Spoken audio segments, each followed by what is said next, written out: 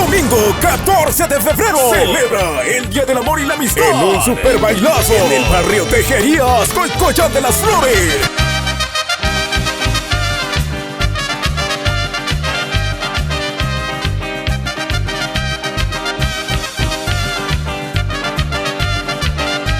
Llega el grupazo número 1 de los chilenos. Grupo Arlequín.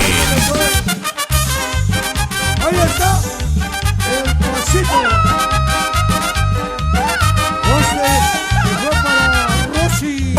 Arlequín. Un saludo para la pareja que tenemos aquí abajo de la morena y el caballero que hacen. Iniciamos 9 de la noche en el lugar de costumbre.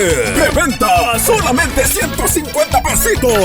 En taquilla solamente un poquitito más. Reservado solamente 200 pesitos. Estricta vigilancia. No te puedes perder este Día del Amor y la Amistad. Un super bailazo. Super bailazo con el grupo Arlequín. En el barrio Tejerías, Coycollán de las Flores. Invitan los organizadores. Domingo 14 de febrero. No te lo puedes perder.